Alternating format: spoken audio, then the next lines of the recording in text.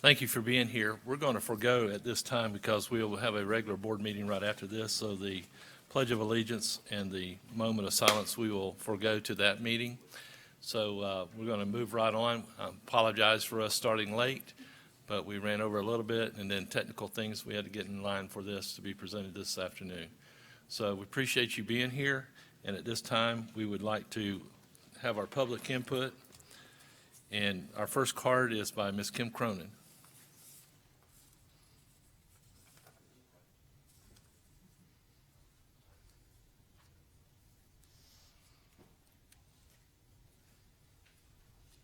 Good evening, Superintendent and board members. And I apologize, I didn't get to start looking at this until late today.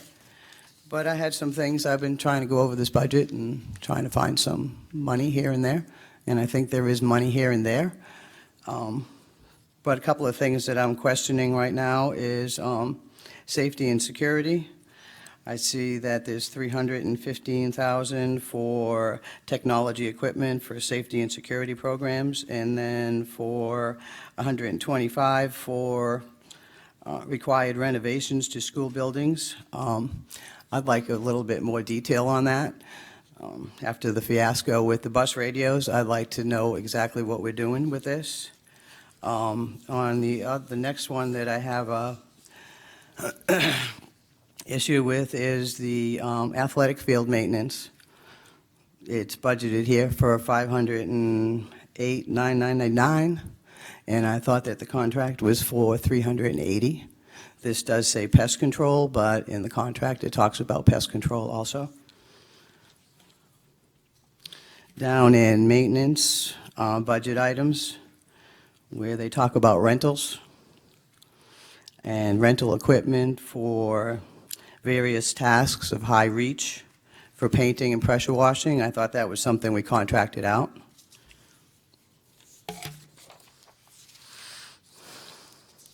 Those were the only things that I was going to highlight for you guys tonight. Thank you. Thank you. Next, we have Ms. Kathy Smith.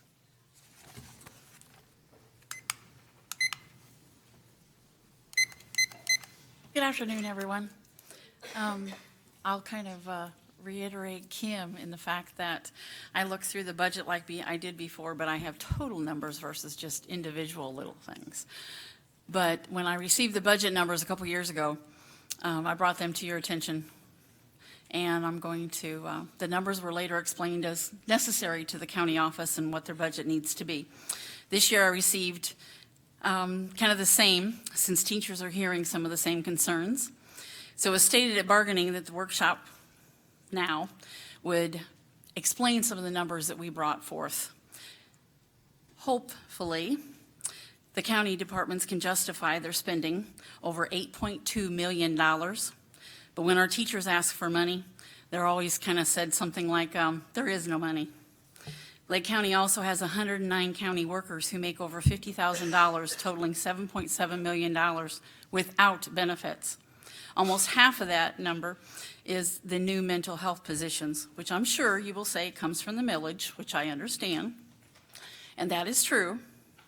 But do we really need 53 positions totaling $3 million without benefits? Maybe we could have used some of the money to pay our teachers for their extra hours they're spending, which is around 8.5 hours. They're spending at least 8.5 hours on the professional development the state has mandated for the safety and security of our campuses. Maybe the county could have also spent money on the security latches for classrooms instead of asking teachers to use their lead money. Teachers are very frustrated. They're spending hours planning for their students, only to be told there is no money left for them. It's perceived by our teachers that they receive the leftovers after everything else is budgeted. LCEA has spoken for years about putting teachers first. Maybe now is the time to actually act upon that idea.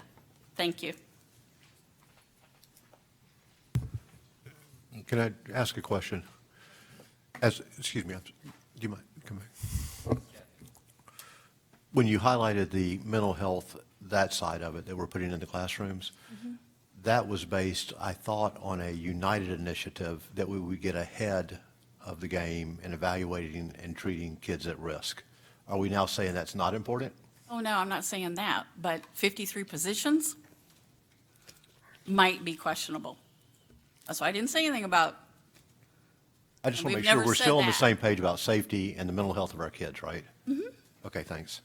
And Superintendent, I was under the impression that none of those positions were being paid out of general fund dollars that could be used to pay teachers. Is that correct? That's correct. All right. It comes from the .75 mil that the voters voted for. Correct, which right. we I advertise. don't even know why this is even an issue. Oops, excuse me. Can I ask about the lead money? The security Oh, matches? yeah, I can address that. So we had one school where I believe it was an assistant principal who referenced the teacher spending their teacher lead money on a latch for the door. I immediately contacted Mr. Roy. He went out, he met with the principal, he's done a risk assessment with them, we've clarified that. So no one was asked after the fact. But it did happen that somebody did say, well, why don't you use your lead money for that? We corrected that, and I let y'all know that we corrected that at one school. This was not a universal thing where we told teachers to go out and spend their lead money on. And that was corrected as soon as Mr. Roy went out there immediately and redirected that and took care of the need for the latches on the door. So that's, But what security latches were they needing? yeah, he'll come and address that because we weren't real sure either what they were being asked to do or why that comment was even this- made. Was But this the fire hose to be used up there on the closer? No, there are a lot of companies out there trying to market different devices to be able to secure classrooms. Right. The device that was found by one teacher was presented to that school is actually against fire code. So when I first heard about it, my immediate thing was, no, we're not doing any of this because it's against fire code. And anything that we do will always be led from a district standpoint for security. That way we are universal for all schools, that not one school has a greater advantage over another. Well, and I know some schools were going out and asking fire departments if they had any extra hoses left because of the closers up there, because if they get the right diameter, it works great up there on the closer arm to keep it from being able to be open. That is correct. So I didn't know. Okay. Yes. All right. Thank you. Thank you. And, you know, as far as I'm concerned, the question of do we need 53 mental health liaisons would be, no, we need more. Our kids desperately need mental health care, and we do not have enough of that in this state or county. And I think I think those positions are very much needed in our schools. So did the voters, by the way, when they did the Yes. .75. And that's why they voted for it. Exactly. Anyone else? All right, Mr. Ward. can I just go before Mr. Ward Yes, ma'am, I'm does? sorry. At maybe the last workshop, one prior to that, I want to mention to Mr. Mathias, you would encourage Ms. Cronin and Mr. Ms. Smith to meet with Mr. Ward to answer their questions. They did, and I want to thank them for sitting down with him, having a good conversation, kind of going through the budget. He was able to address some of the questions that they had. And one of the things that we've encouraged them to do was to go through the budget and help us by making some recommendations. And so I want to thank them. I know this took a lot of your time to go through this and put together a document that you have in front of you. It was also in board docs, and I know Mr. Ward has that. So what I told you I would do with this is that we would go back, we would go through it line by line. We would bring it to the board with some explanation. So we have the staff here today so that if there is a question about monies being spent on safety and security, they're here to justify that. And where we can't justify it, then we'll look at what areas we need to reduce. And so I want to thank you for this. And I promised you that we would come back with some answers. And so that was the purpose of today's workshop. So again, thank you. And we're going to let Mr. Ward walk through each of the items, the expenditures, and then any questions that you have, we'll have those come up that you would like to address specific items and any expenditures that are on this budget sheet that was given to us by LCEA. So. Mr. Ward. Thank you very much for the opportunity. Just a couple of points of clarification before we get started. The .75 millage is actually in the general fund. It is accounted for in the general fund, but it's separated by projects. So when we talk about that, it's not general fund money. It is in the general fund. It's located in the general fund, but it's not being used, it's not being supported by the general fund normal, typical funding. So I just wanted to clarify that for everybody. Restrictions, correct? Correct. It is restricted. It is set aside specifically for that purpose, and it's not used for any other general purposes. The other point of clarification is we're not going to go through every item here. This is basically the the sheet that was provided to the superintendent, and it basically is all of our department budgets, except for it doesn't have salaries and benefits in it. So it's mainly just a summary of our, it's broken out a little bit different than what we typically show it, but as you can see, it's pretty much encompasses all of it. So what we did was, we went back, and any item that was over $10,000, we thought that it was worthy of sitting down and doing an explanation on. And if you exclude all of the items that are below $10,000, it's $500,000. So we're explaining the majority of the lion's share of this. This is over a $10 million spreadsheet when you total it all up. If you retotal it correctly, there's a couple of errors in it, but if you it's over $10 million. So we're explaining more than $9.5 million of that $10 million. So basically what I wanted to do is just go through and give some descriptions as to what they are by the department, and if anybody can stop me. Yes, sir? I did not understand what you first said. So you looked at the budget, there was $10 million, and of the $10 million, you're going to be talking about 500,000 of it? No, Is that what you said? the reverse. Oh, okay. So what they provided to us is over $10 million when you look at that spreadsheet. Mm-hmm. But if you take out all the items that are below 10,000, the items below 10,000 only make up 500,000. So instead of me going through line by line of everything and trying to explain that today, I'm just hitting the ones that are over the $10,000 mark. And on the original spreadsheet, you corrected some of the math because some of the columns didn't add up. Yeah, some of the columns had errors in them, totals. Thanks. So if you look at the school board, one of the first items is there's $296,000 in the budget for professional technical services. And these are our board attorney services and our legal services like Neola and other things like that. So just making everybody aware of that, what that is. And the other thing is there's $261,000 set aside for dues and fees. And this is where we have that $250,000 set aside for the impact fee offset that we have. So because the impact fees have to go into the fund for the impact fee, even if we refund those back to the home purchaser, we still have to use general fund dollars to offset that cost so that the impact fee fund is made whole.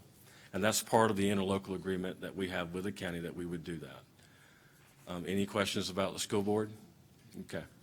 Superintendent, there's $18,000 in professional technical services. These are consultants used for district promotions that are used in communication, primarily in the communication office. And then there's $10,000 media software used by the communication office. And then there's $18,000 for dues and fees for the superintendent's professional dues that she pays to be part of the Superintendent's Association. And again, I probably need to go back and clarify. I did invite a lot of the staff here today. So if you see a staff member and you have a specific question, please stop me at any point in time and we'll be happy to do that. Can I ask about the consultants? Because I remember we brought in consultants for the district promotions. Yeah, please come up, Sherry. I just didn't know if I didn't know we continued them. Hi. No, it's not that same consultant that we brought in before. Under that heading of consultant, if you might remember, when that consultant was here, we did a district brochure. We also did a district video.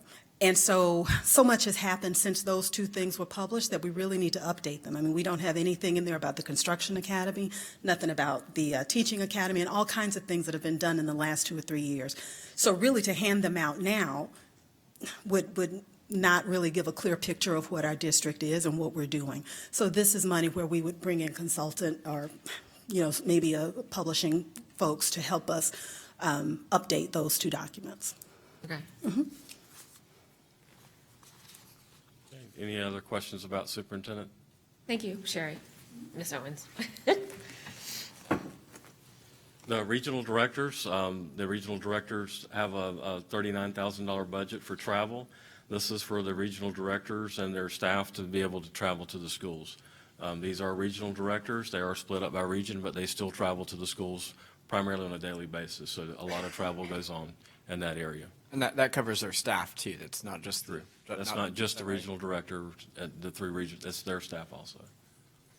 And I'm sure there's some out-of-county travel if they attend any kind of conference or something like that too, but the majority of that's going to be in-county travel on a daily basis. So if you're looking at an efficiency thing, I guess, have you done any sort of analysis at what point is the break even versus reimbursing the mileage versus providing a vehicle for the director themselves? We've had a conversation about that, but you would have to buy multiple vehicles Right. because they don't always go to the same school. A regional may go to one, but his staff or their staff may go to a different site. Right. So So you'd still have some reimbursement on the staff, right? But I guess, in terms of the director themselves, I guess, I don't know who's doing the most traveling there in that department, and if you've done some break even to say, well, gosh, if instead of reimbursing your mileage for 3 years, we could have bought a vehicle, I what's. don't think any one individual has that much of a travel that it would justify having that person have a single Okay. car. So we did look at that over a year ago when I first got here, because that was one of the same questions I had.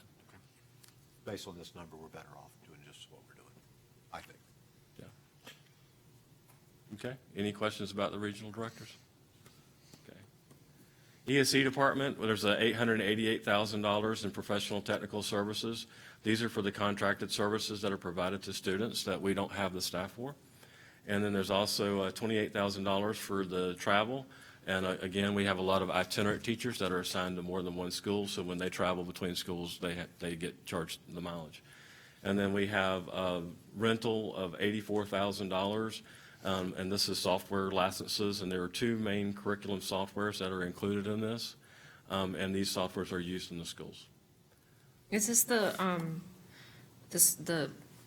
news software that makes it easier for kids at different levels to understand the news? Do you know? That I cannot answer. I believe Ms. Lafford is here. She may be able to come answer that, possibly. And contracted services is like speech, language, Correct. that kind of stuff. Okay. Occupational.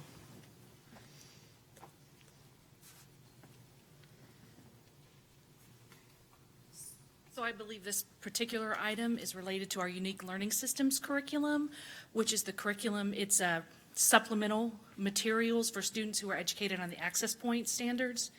And it does include a portion called News to You, which may be That's what I what was you're thinking of. referencing. Yeah. So that is a component in the curriculum.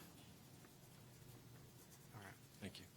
If I recall, when that item was up for renewal a couple of years ago, we had a parade of teachers in here under the impression that we were about to cut it. But in reality, I think it was not recommended by the attorney because of some sort of, they couldn't, I think the state was different to litigate in or something than Florida. But that wasn't controversial about the software itself.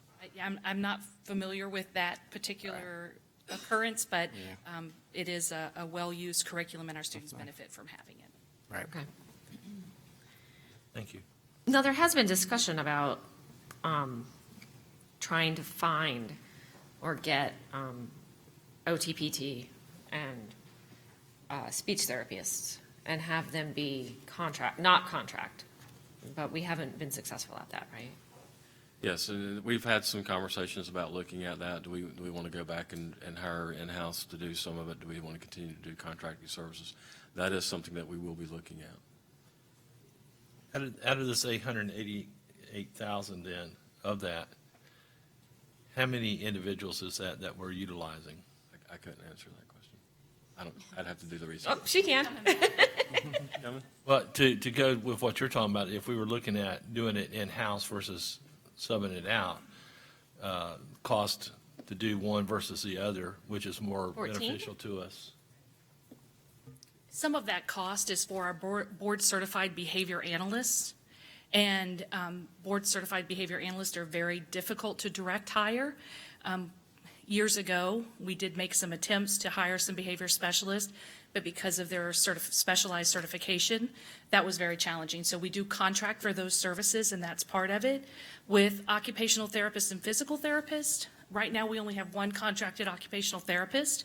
We've actually had a good success with decreasing the number of contracted people. This year, with speech-language pathologists, it's been a challenge. We've had a difficulty direct hiring speech-language pathologists, and we continue to work on that and find new ways to bring those people on board. In addition, some of that may include nurses, and that's based on individual student needs. So this year, I know we have one contracted nurse. And we do contract some services for psychologists who complete evaluations at our pre-K center for our children who are 3 to 5 years old, and they're part of that evaluation team. So do you know the number? So for the board side, Total. no, I don't have a total number. I do not. I can get that if you need it. Would you, I mean, you said you haven't looked at the cost analysis, but then we'd have to consider the whole travel piece that we looked at before with the regional directors, and you'd also have to consider the benefits section of it too. So you're not necessarily, you're going to look at it, but we're not sure what kind of cost savings it would produce, if any. If any. Well, I mean, there's pluses and minuses to it. Right, It sure. depends. If you have a strong enough need to hire someone full-time, then you have to look at the other costs too. But, a lot of times, they're providing individualized services at various places, and that's where the contracting sometimes comes in as an advantage. although if they're contracted and they're receiving a salary, they're probably also receiving benefits from their organization with whom they work, in which case those costs are being passed on to us. The company isn't just saying, we're going to pay the benefits for some random person doing work for you. So I'm sure it'd be a cheaper hourly rate, but I think that, I've seen over time, there's a challenge to direct hire some of those folks and look at what the private sector pays versus what we're able to pay. Although if you can lure some away, I guess you'll whittle away at some savings there. Any other questions about ESE? The next one is student services. I do have one more, sorry. Just, is most of this budget general, or is it part of IDEA? This is all general fund. Okay, thank you. So the next one is student services. We pay $95,000 in agreement with the health department contract, professional technical services. We do, there's 57,000 for travel. And again, this is a department that has a lot of itinerant employees, school psychologists, nurses, mental health, et cetera. And then there's 11,700 for rental. That's copiers and software fees used by psychologists and other employees. $11,691 in communications. And again, a lot of our itinerants are using cell phones, so they can be reached no matter what location they're at. And then $37,000 in supplies, and that's a lot of specific supplies that they use on a day-to-day basis, the school psychologists, the nurses, mental health liaisons and stuff that they need that's specific to what they're doing. So the nurses that are at the schools, their supplies then are out of this budget and not out of that local school's budget? Dr. Landry's in the audience, maybe she can help us with that. She's coming.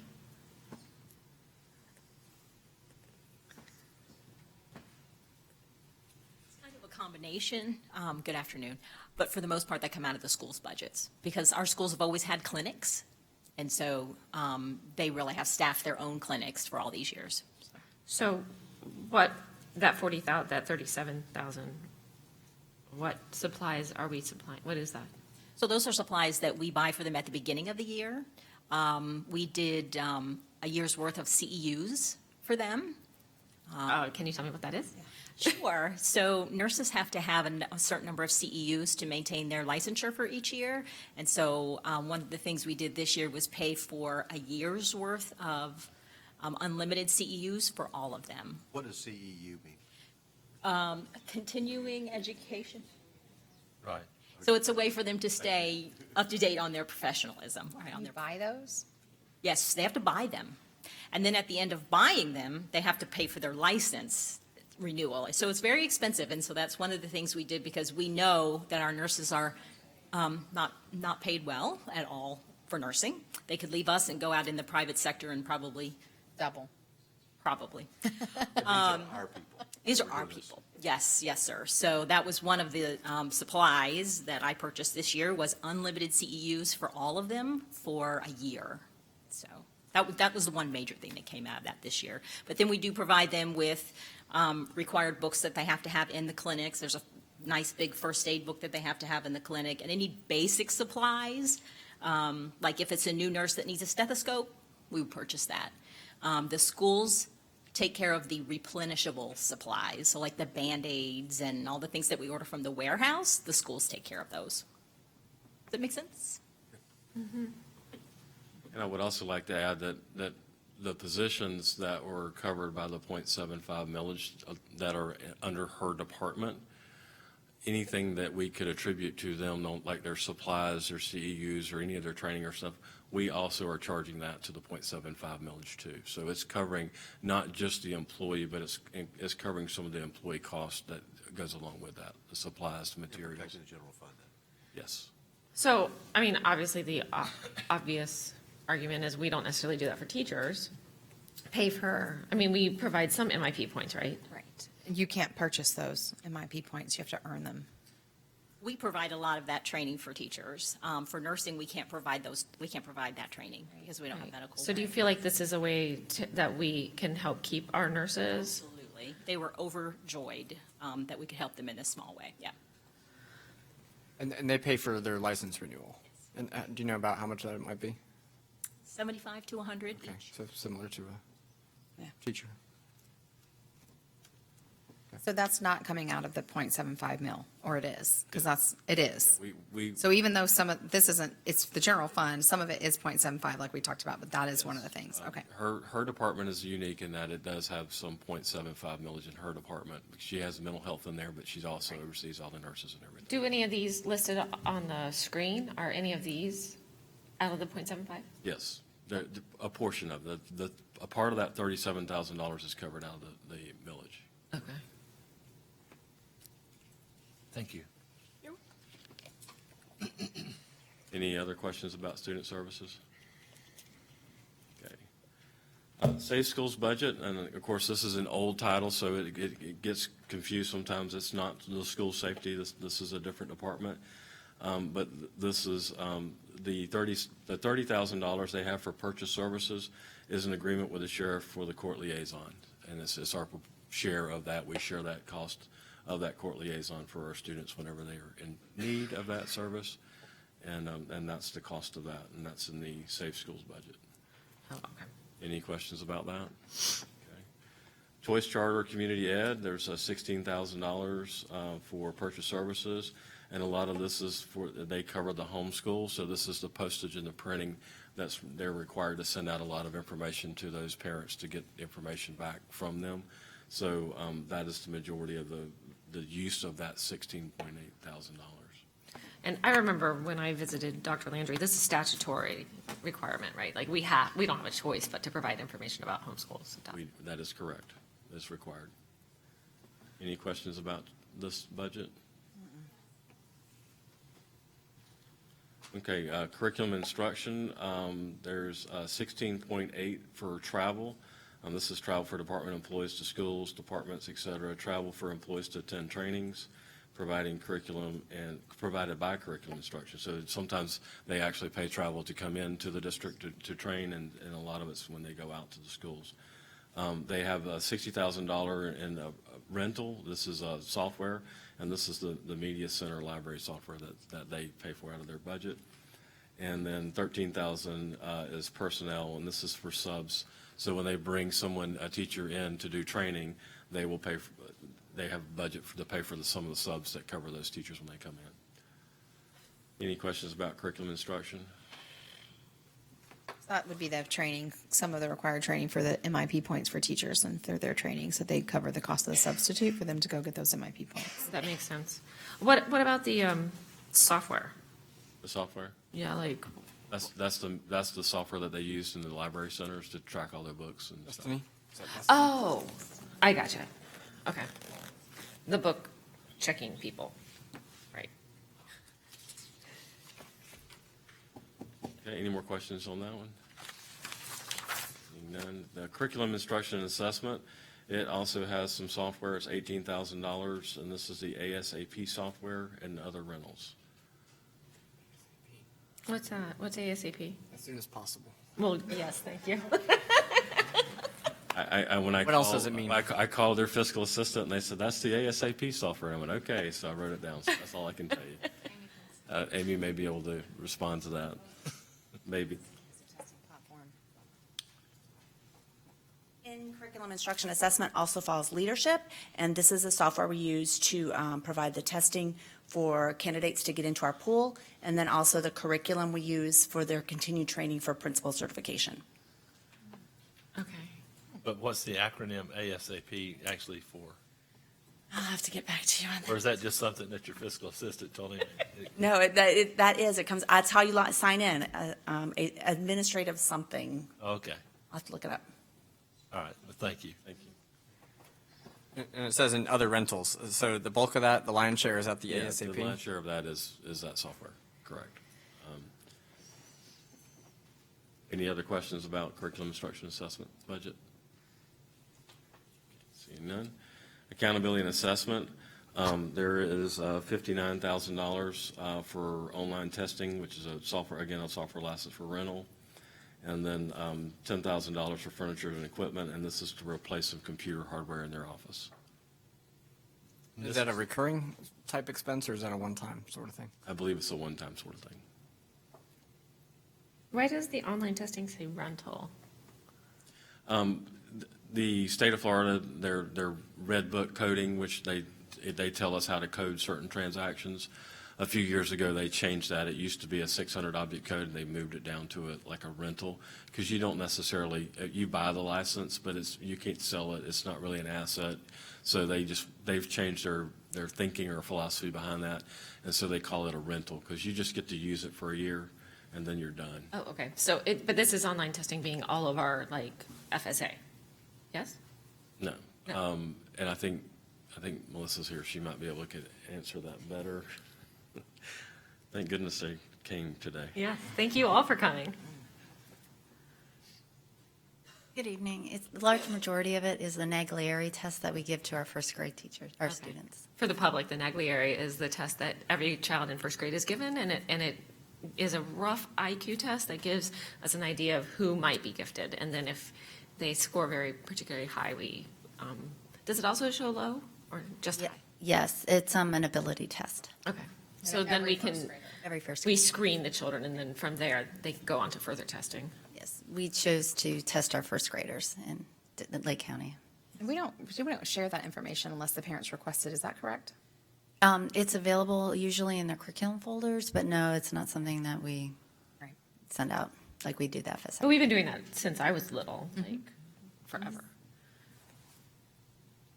Any other questions? Thank you, Melissa. Okay, thank you.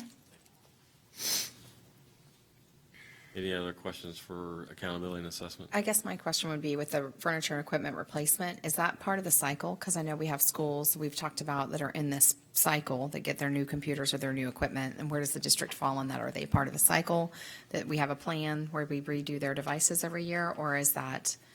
I cannot answer that for the department. That's a good. Right. I just didn't know if we. Right, it was not randomly part of picked the that. cycle. When I came over, we had computers that were not able to keep up with the capacity that we needed, and they were dying, and our monitors were dying. And so they were, actually, our Excel sheets were freezing because they could not keep up with the large demand.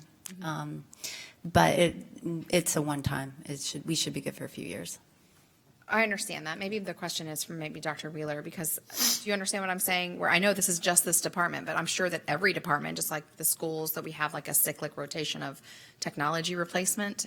Are the district offices on a rotation that's similar, or do we just do those on an as-needed basis versus the schools that are on a? Anna, you can't have it yet. Yeah. It's Do you see your what I'm turn's saying? not up. Yeah. Okay. I mean, we try to have a plan for the departments, but it's really on an as needed when they request a replacement. We try to focus on the schools and the first. Okay. Thank you. Yeah, because it'd be kind of bad that mine blew up, but yet I'm not 2 years down the road before I can get it replaced. Right. Yeah. But that's sort of what happens in the schools. Right. That's what I was wondering, just if we plan for that, or if that's something that we plan for all of them, and then as the district needs them, you supply those. Any additional questions on accountability and assessment? Okay, seeing none. As he moves on to the next one, ASAP stands for Accelerated School Administrator Program. Thank you. So the next one is the Assistant Superintendent of Operations. There's $40,000 of professional technical services. This is for consultants and specialists to assess in construction and emergencies, such as sinkholes, storm damage, et cetera. The next item is operational plant. There's $10,000 in the budget for services for operating district office buildings, printings of signs, bindings, maintenance of building operation, and plant for the district. On that 40,000, How much of that did we actually use last year? I don't have that information with me right now. It was an increase over what we did last year. Why is it in general and not capital? And good question, and let me just say this, any of these items that we can move to capital, we will move to capital. So, as we go through the year, if there is an emergency item and it is a renovation or repair to a building, and that's something that we can move to capital, we will. But we're budgeting. But professional services wouldn't be in capital. No, this is operation facilities budget items. It says consultant specialist to assess and construction emergencies, Right. 40,000. This is just to consult or go out there and. It's not capital, it would be general. Because it's planning? Yeah, you're planning, capital is buying, like building the building. Okay. Even if it were a capital thing, in the budget that we approved at the beginning, ages ago, there was a line in there saying that so much money was a transfer to capital. Right. So you've already accounted for, yes, some of these things might be spent out of general fund, but we're going to move a certain amount over. When That would be eligible expenses. When we're having a conversation about equipment and a lot of John's departments, which are maintenance, transportation, facilities, and those kind of things, we may budget something there, but we also budget a transfer from capital outlay to offset that later on. That's just how the accounting structure is set up in our state. They only allow you to have 600 object codes, which is fiscal assets, in a capital outlay program, but you can have operational stuff in the general fund, and then at the end of the year, you can transfer over to reimburse the operating fund for those expenses. So in something like this, we could say, yes, let's take that $40,000 down to $5,000. And let's reduce it by $35,000, but we would also have to reduce the offset, which is revenue, which covers that from the transfer that we calculate. So it really would be it would be an offset, so it wouldn't really help the general fund at all to lower that down, because you'd have to also decrease the transfer. Okay? Okay. Any additional questions about Assistant Superintendent Operations budget? Okay. Next one is facilities, and this is another area that we did see some increase this year. There's $113,000 for professional technical services. This is any kind of preliminary architectural, pre-civil engineering services or geotechnical, traffic studies, et cetera, natural habitat. These are related to the new facilities for the new school that we're planning. So, and again, any of these items that we can justify attaching to the actual purchase of or building of the building, we will do that. But we also have that, again, we have an offset. So we could lower that down to, or completely eliminate it, but then you're also going to have to eliminate the budget that we transferred over to cover the cost of it. So again, it offsets, so it doesn't do any good to reduce it in the general fund at this point in time. And again, the way that they structure this is we have to do a lot of this professional services stuff in the general fund and get reimbursed out of the capital outlay fund. So. Same thing, there's $21,000 for project software. This is the software that they're looking at to use to help when they're building the new school. It includes permitting, inspection software, construction management software, et cetera. Okay, so let me just be clear. Like both of these, let's just take the top one. If we spend it all, and at the end of the year, we can transfer it to capital, we do free up that much money in general, right? I mean, you're saying we could reduce it now and pretend that it's in capital, or we could just wait until we spend it and put it into capital. And that's the same thing. That's what you're saying, right? So now what we have in our budget is we have $113,000 expenditure budgeted, but we also have a large portion of $113,000 budgeted as a transfer from capital to cover that. So if we reduce down to 113, you also have to reduce down the Oh, you've already budgeted the transfer? Yes, we've already I've budgeted got both. it. So, Okay. correct. I understand. I think that transfer was like $12.5 million or so, wasn't it? Yes. So this has already captured all that. You've already predicted that when you created that transfer. That is true. Right. Amount. So. Yes, that's what I wasn't understanding. Thank you. You're welcome. Any questions about facilities budget? That's frustrating because it would be nice if it would just free up several $100,000. The next one is safety and security. There's $13,000 in travel. That's in-county and out-of-county travel plus it includes conference registrations and trainings required by the state for safety and security. There's 13,500 for communications. All of our guardians have cell phones that we're paying for, so that adds up there. 25,000 for supplies, and this is supplies for the entire safety and security department, including consumable supplies, additional supplies to set up security equipment in schools and to maintain the security equipment. There's actually $315,000 in equipment. This is both capital and non-capitalized technology equipment for the safety and security program of the schools. There's a couple of server refreshes that are due in the upcoming year, and that's the majority of the cost of this $315,000. Because this was some of Ms. Cronin's question was about this. Correct. And I believe Mr. Roy, he was here earlier, so he may be able to, if you have questions on that, he can answer. Is this millage money? No, ma'am. The $315,000, the equipment, and the $125,000, the next one, again, these are items that are capitalized, and what we'll do is we'll reimburse the capital from capital expenditures to cover those. So they don't have an impact to the general fund. There's a revenue and an expenditure, and so they negate each other. Okay. So they're funded out of the capital fund to the general fund, is what you're saying? Okay. Any other questions for safety and security?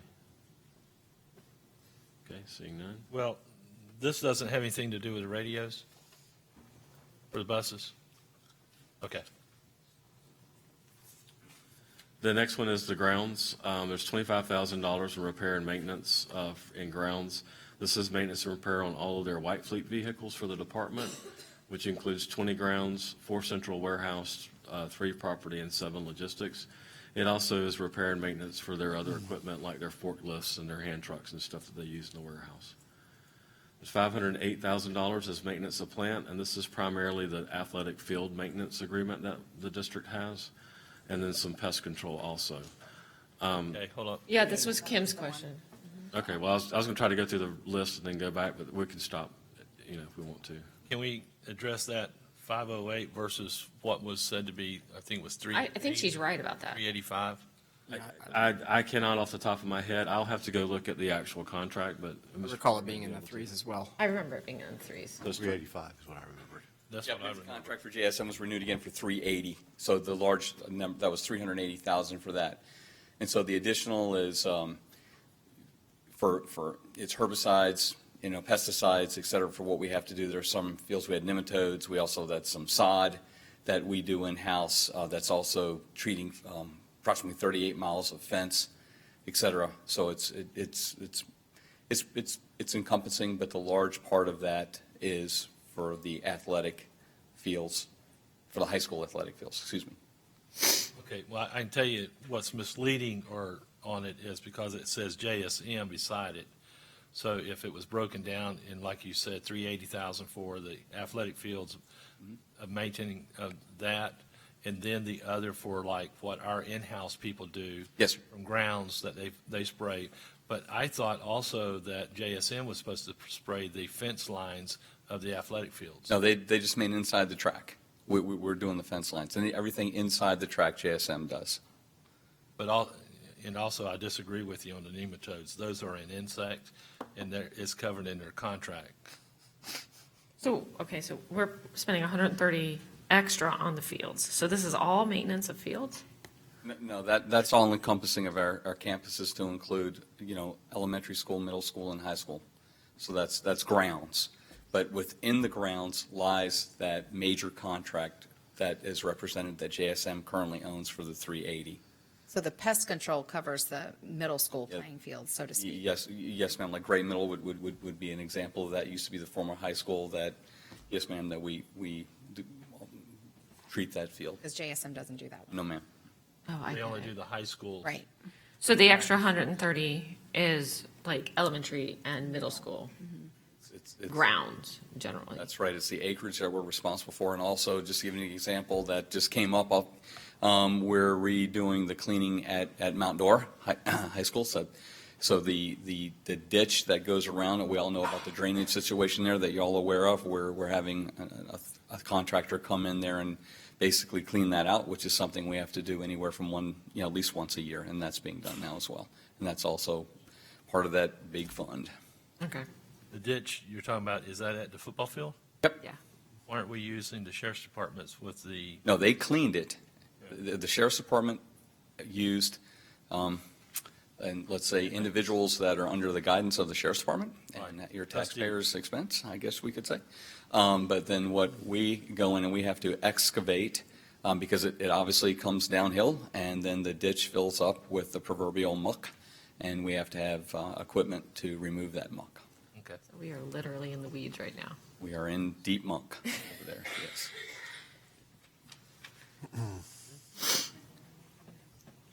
All right.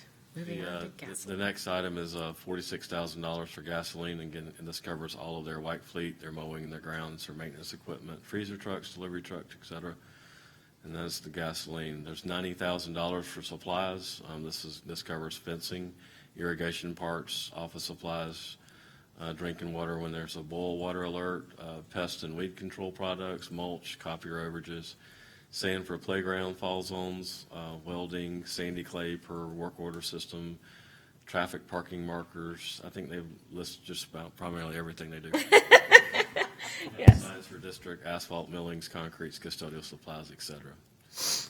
And then the next item is $60,000 for furniture and equipment. And this is mainly the equipment that they use in their warehouses and in their grounds. So it's forklifts, hand trucks, pallet jacks, weed eaters, lawnmowers, things that are purchased to cover the grounds in the warehouse and plant operations. But we did some of that, I thought, because of the new crews that we established, or the new crew we established, we took that out of capital. Again, it'll be reimbursed. It's budgeted in the general fund, but the transfer was increased to cover that, to reimburse it. So Okay. that is correct. And then the next one is $14,500 for personnel. And this is temporary summer workers to assist with things like textbook pickup, surplus and school setups, and pulling startup orders and inventories for the central warehouse. These temporary summer workers, are they ours or are they contracted out through a temp agency? I couldn't answer that question. Usually students, Students. I believe yeah. usually students, they try to use students as they can, or employees that we already have that are trying to find something in the summer, but usually it's students. Thank you. So for my edification, as we went through this process, did they look at just line item numbers, or were they given the detail? Because each one of these categories has a detail behind it. Was that supplied to the LCA and the SEIU? Because I think it would have helped answer some of these questions. Yeah. Was it given to There y'all? wasn't any kind detail? of summary with the explanation with it. It was just broken down into the detail of the budget, the expenditure line detail. And then we asked them, to review that, and if they had any questions to get back with us, we'll be happy to provide whatever detail they were looking for. I think in the prior years, that additional department detail was included in our budget books. I might make a recommendation to include Put that that back in. again. Yes. Reinsert that one back in, and maybe that would, to your point, clear up a lot of these questions. They were just given like where you see the dark, right? So they got the 25,145 for 3,500 repair maintenance. They didn't get the details that come behind that. When you all met, though, did y'all have some discussion about specific items? Yes. Whatever we could answer on the spot, we were happy to provide them that answer. And if you look in the narrative of a lot of what we talked about in the budget document, you'll see there's a lot of explanation in the narratives that cover some of this. Not all of it in great detail, but anything that was increased was explained in that budget document. Is this the first time that anyone is seeing your response to this, or your answers? Were y'all given this in advance? No, he provided it, I believe. Tim, to the were you given this in advance? The list was provided to the superintendent, I believe, a little over a week ago. And then we were putting all of this together, bringing it all together so we could sit down and talk about it. Then this was put on board docs Friday afternoon, I think. Correct. It was put on Friday afternoon. First they would have the opportunity to see it. That additional budget detail, that exists currently for this budget? I'm sorry? The additional, I guess I wish I If had. you go to 3,900, I guarantee you it is broken out, so that everything that Mr. Carr just said, each of those expenses would then add up to $508,000. Right. That's I guess I'm kind of asking where for my that. head's at. If that exists somewhere, right? Detail maybe. No, the detail isn't there. We No, don't. no, have the that. budget would have to be there. We the don't budget. have the explanations at the budget department for this. Okay. We had them submit their budgets to us, and we enrolled that up into the district budget. Right. Now, anything that was an increase or decrease, we have them where they cut at, we get a list of what they cut, and what they add, we get a list of what they add. So we have a list of what was added to their budgets. We do a 3-year average on their budget in their department, and anything that changes from that 3-year average, they have to explain. Lord, my point is, in 3,900, that a budget, there is backup to support each of those expenses that are being budgeted that equal that number. There is, but it's not public. I don't know that it isn't public.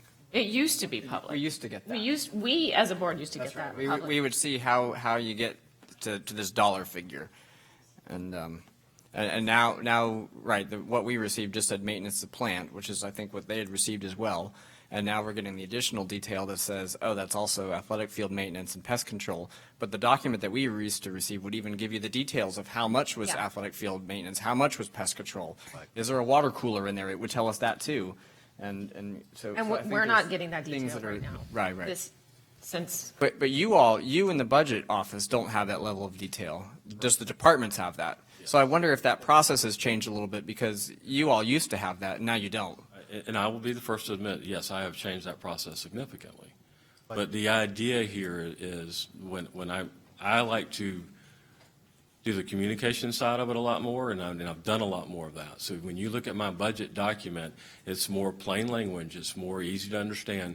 It's not just set up for you guys or the unions and the public. It's set up for everybody, so someone can sit down, read through a document, and really come up. Now, as I explained to them when they were in my office, I said, now, that's a level of detail that we haven't put out for everybody because there was a lot of complaint when I got here, and there's a lot of complaint from where I was at before about we get these huge spreadsheets with all this information in it, and we don't know what it really stands for. So I'm more concentrating on what's it stand for, what's the budget. So, we can go back and we can go to the more detailed level. I just don't know that that's beneficial for the user as a whole. But I do think that when there's a perception that there's $10 million out there, that going to that detail is important for those that are asking the question. Because if I went to 3,900 and sat down with you, you could show me everything that's been budgeted. And I think that needs to be not necessarily public consumption because the book was this frickin' thick. But particularly in a situation where we are revenue short and there's a perception, perhaps with some, that we're expense heavy, that we're able to demonstrate, just like we're doing today, I guess. I guess this is the whole reason for it. And I'm hoping that after this meeting, again, Mrs. Cronin and Mr. Klatt, that y'all sit down and that you buy into this, particularly if you're hearing it for the first time tonight. That would be my expectation, is that you then carry the message of revenue short, expenses have been justified. That's my hope. Or the net savings, or we still think you could cut nematodes out, whatever that is, $12,000 or whatever, and then, you're definitely a bug. Because it costs money to put them back, what they destroyed. you know what I'm saying, that at the end of this whole presentation, that there are either real dollars that are out there or they're not. It's that simple. Right. And you're explaining it to us, but I also want the buy-in because they're the ones that are doing the heavy lifting with their people, that we're saying we don't have any money, and I want them to honestly know the answer. That's all. Right, I understand, and I do agree with you. It's important to know, and I'm not trying to hide that in any way. I know you're not. No, I know that. But in reality, though, I don't know that this is even the spot where you're going to find the millions of dollars. Because if we're talking this entire pot of money is only $10 million here, versus what we're talking about, what is our budget in terms of percentage of salaries and benefits? Well, you and I, we've looked at that number many times over. What is that, like 80-something% of our budget is that? That's potentially where your savings are. Maybe you need to look at a organizational efficiency piece and figure out if you've got too many people somewhere or if you could streamline something. I know we've done a bit at the district level in the past, but I mean, I don't think that dove into individual departments to a very far degree. And then the other piece worth talking about is, well, we'll hear it from Tom in a few weeks about the health, and, well, I guess not a few weeks, but eventually when he finishes the audit on that, and we see that we're spending $16 million more now than we were a few years ago. $46 million. I mean, that's much more significant than this 10 million, but Right. anyway. Go for it. I think that, I get what you're saying. We asked for years and years and years to have a budget that made sense for the public, and we got it. And now we're saying, wait, we need all this detail so that we can prove that we're not just frittering money away. That's not what I'm saying. What I'm saying is that we wanted something the public could understand clearly. When we are questioned, you need to have that next level. And that's the level that should have been presented to the SEIU and the LCEA, is that level of detail, so that they could, instead of listing $508,000, that you wouldn't have, Mrs. Cronin probably wouldn't have spoken about it had she had that information. That's all I'm saying. That we don't need to regurgitate the entire, this big every time we carry it in, but we do need to have it available when questioned. Right. It should be instantly available. But he's going to have to create it. No, it's already created. That's how you got to the 500 to start with. The departments just didn't turn that information into him. They just gave him $508,999, and if that's not a difference, a significant difference in last year's number, working on the 3-year average, then they don't question it in the budget office, right? So it isn't available, right? Or it is? We would have to get it from the department level. But Right. it's at the department level. Right. That's how it used to be assimilated before. It's there. It's just not. It's got, but that's There, a he just doesn't significant have it. amount of work, though. No? No. No, because Oh, they submit okay. a budget with the. They put together their needs by categorizing it, and then they put the numbers with it, and then he, says, well, okay, you're way over last year, so what can you do without? Or, you're okay. And then it Okay. goes further from that. That's the way I And understand give what's it, give a timeline, because this is part of the piece that we talk about all the time, how we approve these budgets in chunks and pieces to prepare for the next school year. So these budgets, actually, everybody came forward and spoke about their budgets in April? Right. Was that when that was? I think what we talked about afterwards was, we approved some allocations before we actually found out what the final budget was, and that we kind of agreed that before that happens again the Right. next time, that the allocations would come after we find out what we have available, to see if we can actually afford the allocations, or put a hold on them until actually the budget is finalized. Which becomes difficult when it's not finalized till after the school year begins and there are positions that you need for the start of the school year. Right. Right. I agree. But I mean, we've talked about these budgets. Every one of these people came before us and gave us their department budgets. It was just how many months ago, and now we're looking at it again. So But we also have to, in what Mr. Dodd was talking about, looking at some of the personnel maybe in the departments. Right. What we have to also, when we look at that, is what personnel is being paid for by certain funding versus actually general fund that could be used for increases or something. So we have to, break all of that out at the same time, so. sure. Go ahead, Mr. Ward. Okay, thank you. Okay, we've done, any more questions about grounds? Okay, seeing none. Growth and planning is the next one, and this is the Tyndale Oliver, this is the 2018 impact fee study, which they completed, but it was completed after the beginning of the year, so the budget stayed in there to pay for that Tyndale and Oliver review.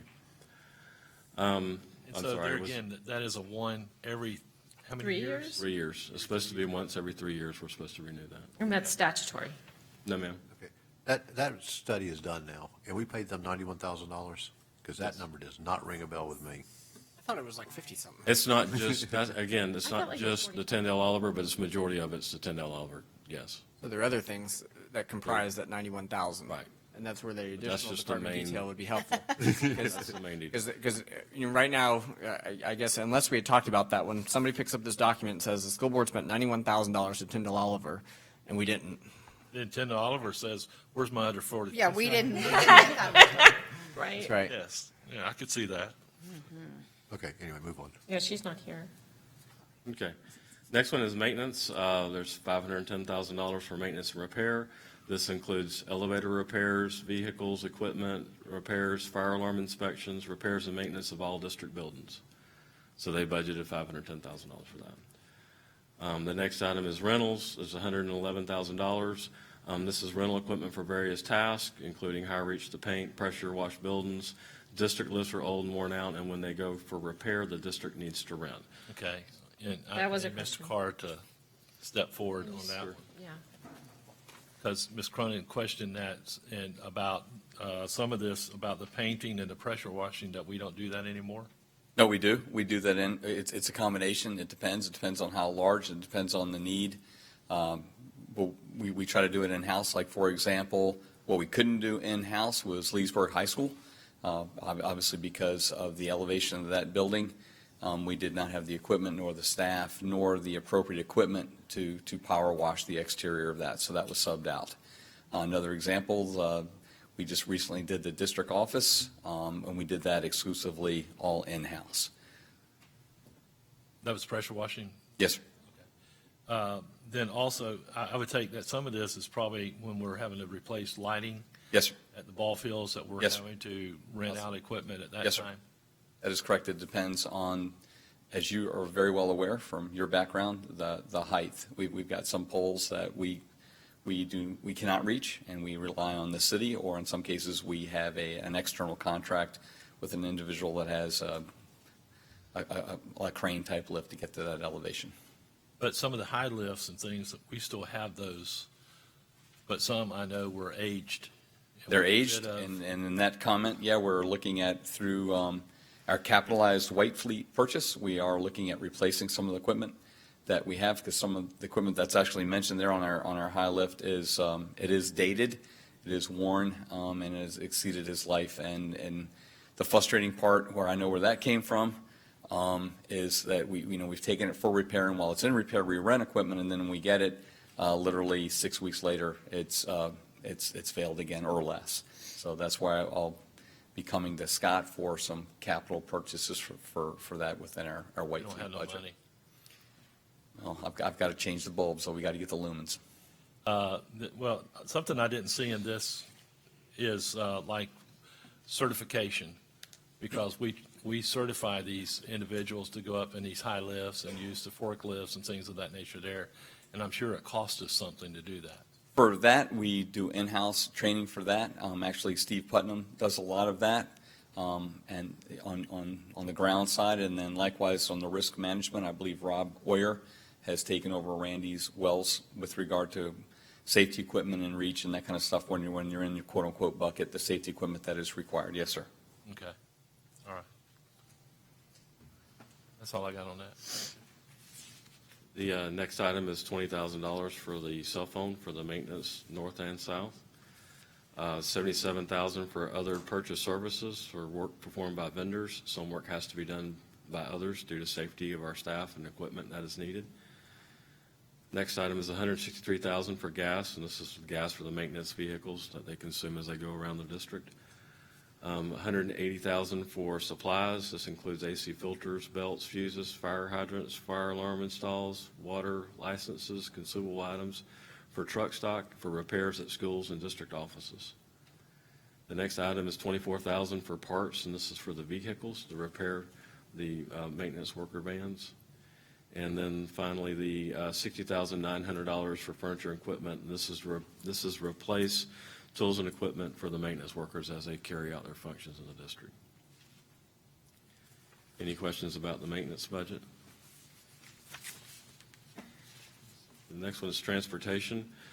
There's $1 million that's budgeted for repair and maintenance. This is repair and maintenance of our buses and our bus fleets.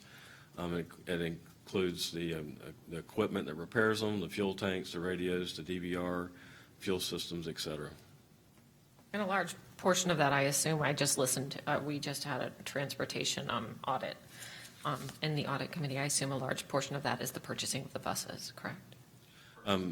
The actual purchasing of the buses is out of capital, and it stays in capital. It's not done in the general and transferred.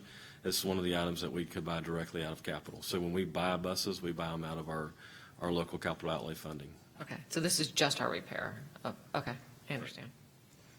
The next one is $81,000 for rental. This includes our cylinder rentals, which is our gases and stuff that we use for repairs, van, trailer, container rentals, rental, and laundering of mechanic uniforms, Culligan water rentals for mechanics, et cetera. So it includes a lot of equipment rentals and stuff for the fleet. The next item is $26,000 for communications, and this is for the phones and telephone data communications for the transportation departments. The next one is 3,900 purchases of $62,000. This is for tire disposal, newspaper ad for drivers, glass replacement and repairs, recycling of used oil and fluids, and other various small contracts for repairs for buses.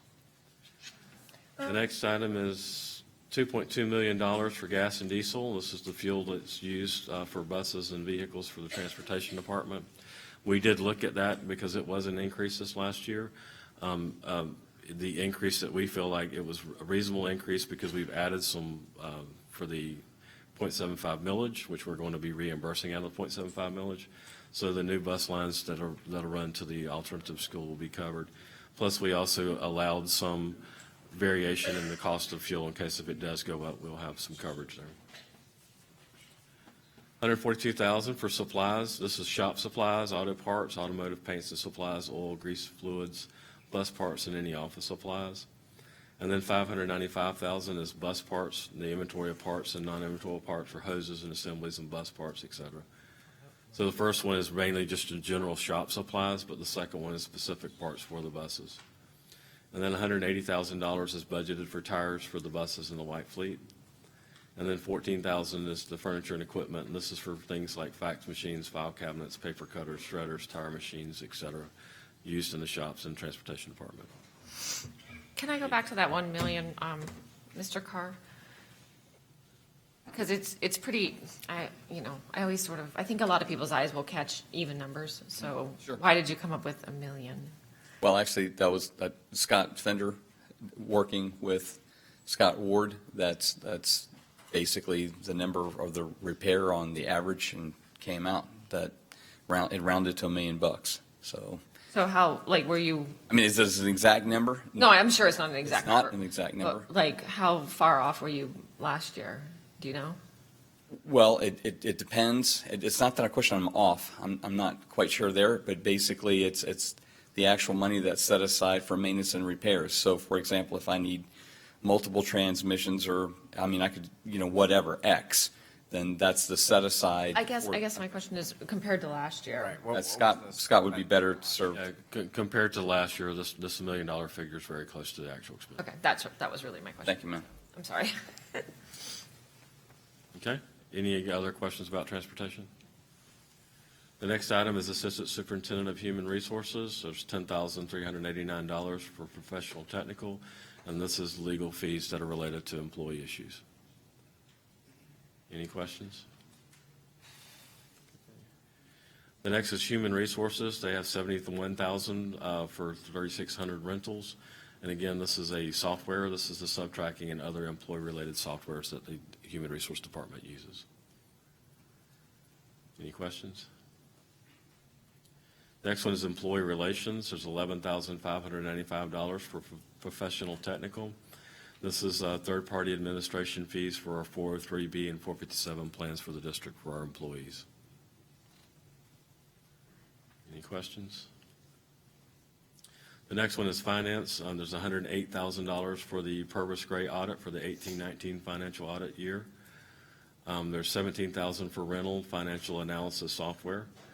And this is, I will admit, this is something that we probably are not going to use this year because I don't see a dramatic need for it. So that is something that we are going to cut out of our budget in finance.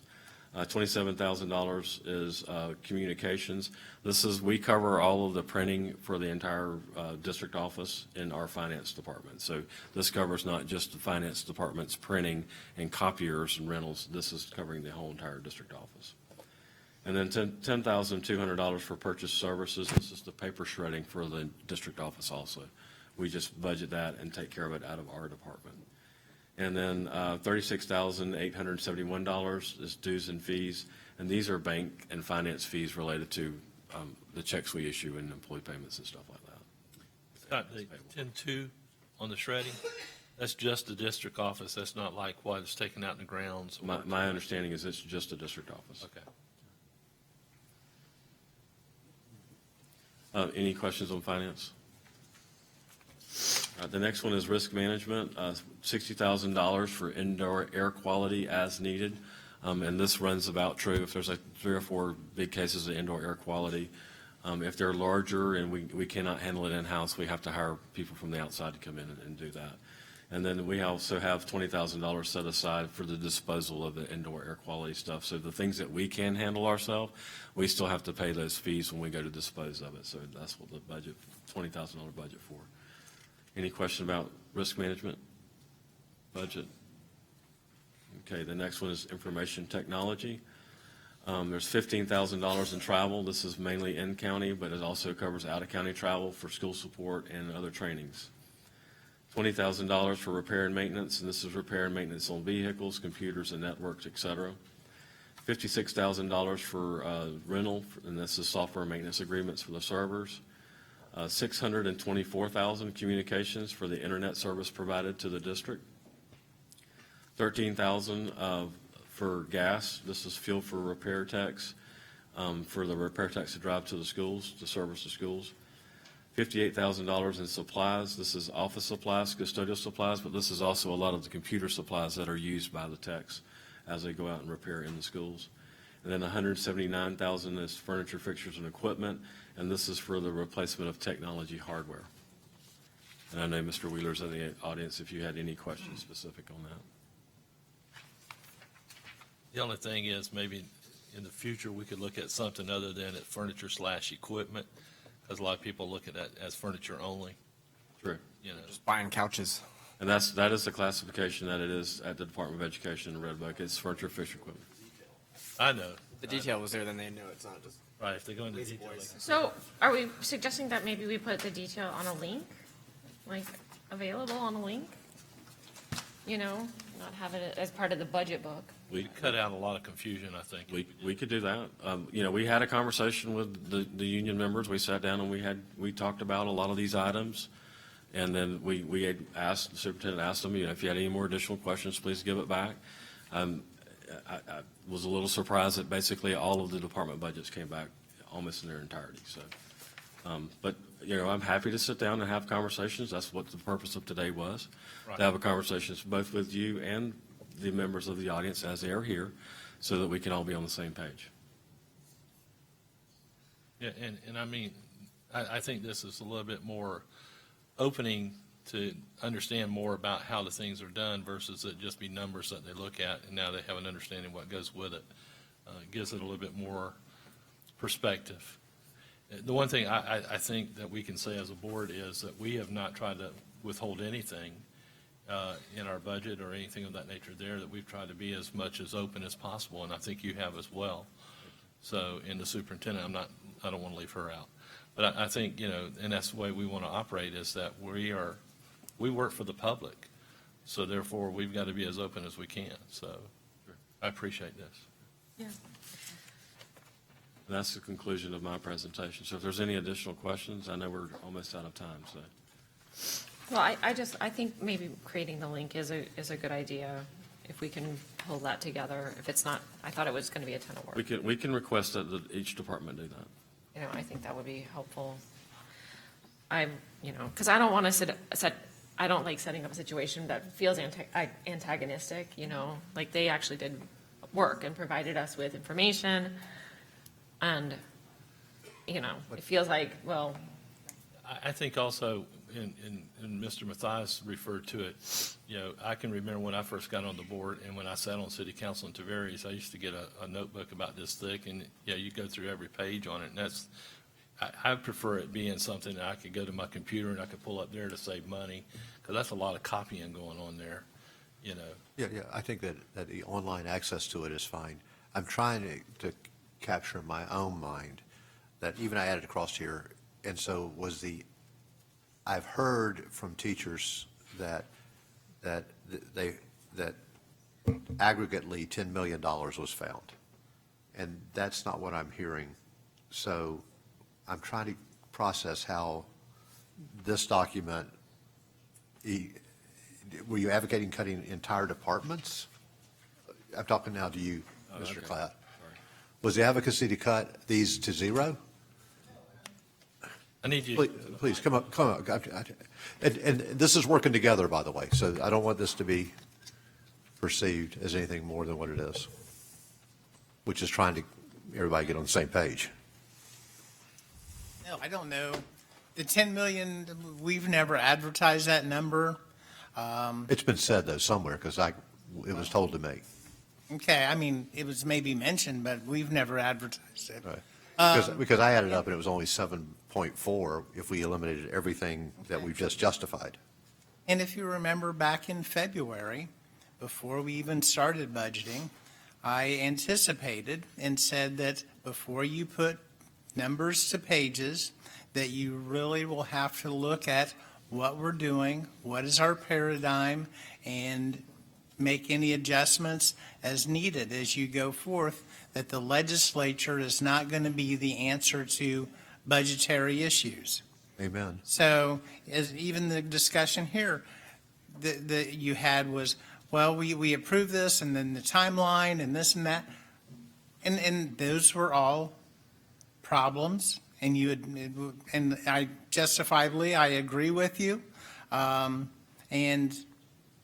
And we did ask when we first met with Mark I pulled out the old budget documents that had those details and asked for a copy of that. And apparently that's still not available or will be available at some point. But here we are going into another school year. And you're right, we need to work together. May I stop you for just 1 second? Sure. So if you ask for the detail, why can't we get that detail? The document that he requested does not exist. It was the former CFO used that document. I did not. But again, for me personally, if I were sitting on your side, Stuart, Right. and just so you know, my daddy taught me that pennies make nickels and nickels That's right. make dollars. So, but if I ask for 3,100, account number 3,100, then I would expect to see all of the detail in that budget that equals $296,490. And that should be very straightforward as far as getting access to that. And is it difficult? We would have to get the departments to put that together, but we will do that. Okay, but when you say we would have to get the departments, We will have to, is what he said. We will have They to have get the not. departments to do that. but that department should be at a click of a button, send it to you. That should be tomorrow. Figure that out. Right, they've already That should be presented. tomorrow, right? Not a week. I cannot answer for the departments. I can talk about my department. Okay, well, let me speak to this from Bill Mathias' standpoint. If the department can't have this readily available, then we need to do something about that. I mean, I'm talking about instantaneously, because as a board member, I relied on these numbers, right? And I relied on the transparency and accuracy that these numbers have detail that supports them. So end of the story for that I want a buy-in from our SEIU, and LCEA, that we are all working together and looking at the same numbers, and they have the same access that Bill Mathias would have. Because at the end of the day, I don't want teachers writing me emails and letters saying, you have money, I heard there's $10 million of fat in this budget, and yet we've gone through this, and it isn't there, but now then, it's show me, right? And that's all that I'm asking for. We will put And I'm asking for it, like, if you ask for it when, Stuart? Mr. Klatt, sorry. Back when I met with Mr. Ward. So. A couple weeks ago. A couple weeks Or ago. whatever. In fact, yeah. That's not acceptable. And, knowing that the departments did their budgets and submitted them, and no one bothered looking, questioning, and taking those numbers, and no one went back and said, I don't think that's valid. Don't go for that far. Because he that's did going- do the Okay, questioning. so that is, that, say what? He did the questioning. So it's a matter of, do you have confidence in your staff? So he did do the questioning, and he has said that several times. He did the questioning, and then if there was a difference in the budgets, then it was provided in the narrative. And did we not see these budgets? Like, I can't get past that point that every department stood in front of us and gave us these numbers that are in front of us. Not public. No, in a workshop. No, that was in a setting. workshop, yeah. We had the department budgets come to us. We've had the school allocation plans, the district allocation plans, we've had the department budgets. They sat in front, every one of us saw these budget numbers broken out back in April. That's what I was trying to refer to. That's what I don't understand about. We have had this conversation. We've had it in meetings. We approved these budgets a long time ago because they brought them forward, line item details that you're speaking about. So I guess that's his confusion is if you've got them, he's nodding his head, he's nodding his head. They have these details. They did these budgets. I'm sure Dr. Weisskopf has hers. They have their budgets. Just why, I don't know what the transmission problem is in getting them, but we've all seen them. That's my point. I have seen the details, the Right. department details. So I'm wondering why. I have. Okay, but that is it, that's the meat of the Right. document. Right. That if you're looking, again, what is frustrating to me to no end is, again, transmission from perception, there's $10 million worth of savings, when I know there isn't. And this, you explaining each of these categoricals, that there's a detail behind each one of them. And the way that they do buy-in is they see the detail behind it. And if you say we have $508,000 in field maintenance, which Mrs. Cronin brought up, then there's, behind that is fencing and nematodes and whatever else. It's not we didn't do $508,000 on fields, you see? And once you say that to either of these leaders, they can then go tell their members the truth. And that's what I want out. So whatever it takes for you to feel comfortable and for you to feel comfortable, that's what I'm asking. That's all. Okay. Okay, thank you. But let me just say this, there's not $10 million worth of fat. Let me just I say wish that up there front. were. I wish there was. With all of my heart, I wish there was. And we never advertised that number, so. But somewhere it got out. And But I think the point is, though, that even if it's not a specific number of how much fat that there is, I think one of the exercises that I think we were hoping to gain here is some suggestions, right? That you've got the budget, and you need to have a level of detail where you can provide productive suggestions, right? I mean, because clearly, as much as we don't like lawyers, we just can't cut them out of the picture. We've got to have a lawyer. As much as we don't like the impact fee fill waiver, we got to have that, right? But until you see those numbers today, you think that the board is just randomly spending $296,000 on some random service that could be teacher salaries. So you need that information. I'm encouraged to hear the discussion today. That's right. I haven't seen that before on this budget, the questioning and as you're going through it. Right. So I was encouraged at that. That's fantastic news. So I'm hoping that from this, hopefully that's a springboard that you might be able to regather and regroup and figure out, at least from the departments, is there anything still worth probing deeper into? You know, that hopefully this is not the end of that discussion, that you all still have the opportunity to say, well, let's dive a little deeper into, I don't know, pick a fund, $3,600 for this department and get, further details. But then I have to wonder, is there another exercise to be done with what is the level of detail and salaries and benefits across the board for all employees in all departments? What are we spending on health care and so on and so forth? Because this is $10 million. That's a very small percentage of the overall budget, that even if we were to find savings in here, that's enough to give everybody like a $2 raise.